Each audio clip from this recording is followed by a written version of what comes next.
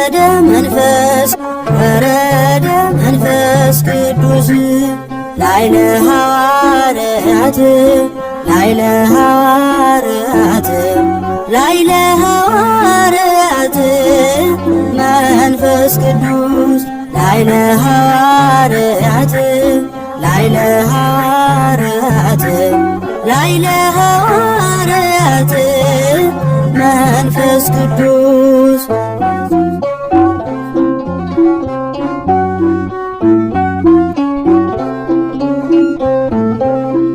እኔ ብሄድ አጽናኙ ይመጣል ኃይላችሁን እንደ ንስር ያድሳል። እናንተ ግን ቆዩ ኢየሩሳሌም እስኪመጣ አጽናኙ ከአርያም ወረደ መንፈስ ቅዱስ ሃሌሉያ ሃሌሉያ ወረደ መንፈስ ቅዱስ ሃሌሉያ ሃሌሉያ ወረደ መንፈስ ቅዱስ ላይለ ሐዋርያት ላይለ ሐዋርያት ላይለ ሐዋርያት መንፈስ ቅዱስ ላይለ ሐዋርያት ላይለ ሐዋርያት ላይለ ሐዋርያት መንፈስ ቅዱስ በስመ አብ ወልድ ወመንፈስ ቅዱስ አሐዱ አምላክ አሜን። በስመ አብ ወልድ ወመንፈስ ቅዱስ አሐዱ አምላክ አሜን። በስመ አብ ወልድ ወመንፈስ ቅዱስ አሐዱ አምላክ አሜን። ግንቦት 23 እንኳን ለበዓለ ጰራቅሊጦስ በዓል በሰላም አደረሳችሁ አደረሰን። ሰላም ለእናንተ ይሁን ውድ የቻናሌ ቤተሰቦች እንደምን አላችሁ? ያለው እግዚአብሔር ይመስገን። እግዚአብሔር ሰላም ከሁላችንም ጋር ይሁን።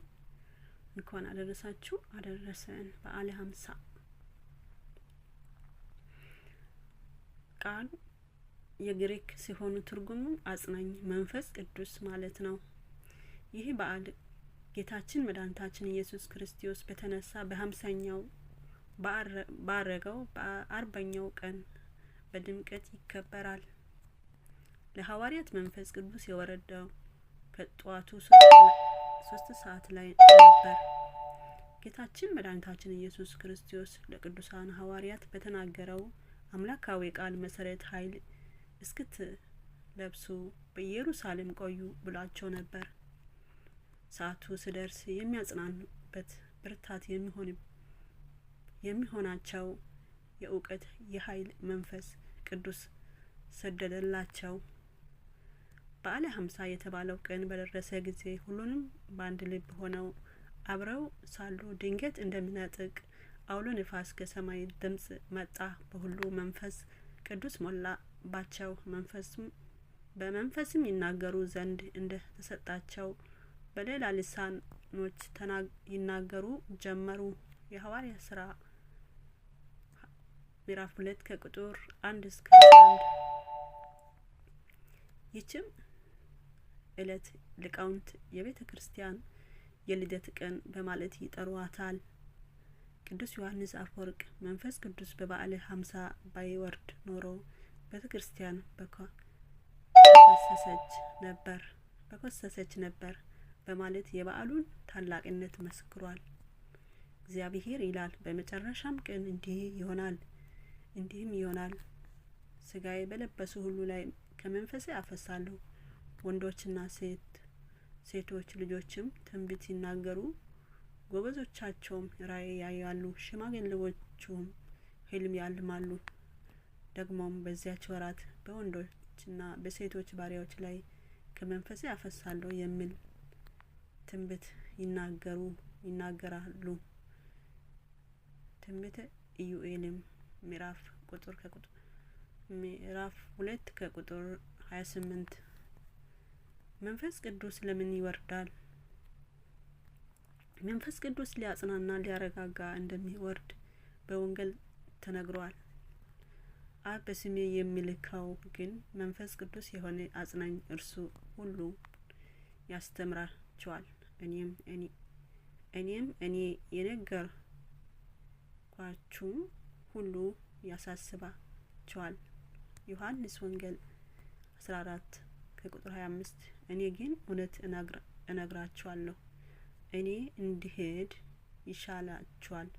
እኔ ባልሄድ አጽናኝ ወደ እናንተ አይመጣም። እኔ ብሄድ ግን እርሱን እልክላችኋለሁ። ዮሐንስ 16 ከቁጥር 7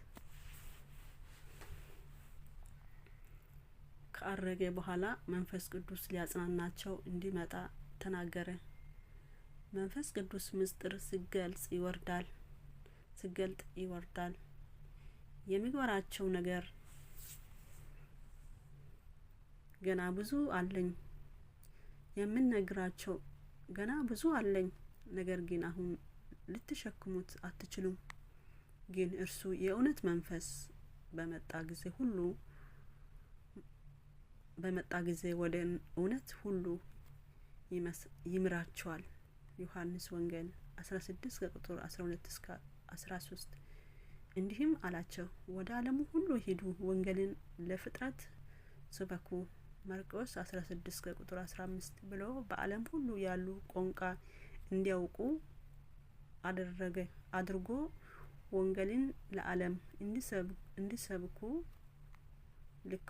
ልኳቸዋል። ለሐዋርያ መንፈስ ቅዱስ በወረደበት ዕለት የተለያዩ ቋንቋ ተገልጦላቸዋል።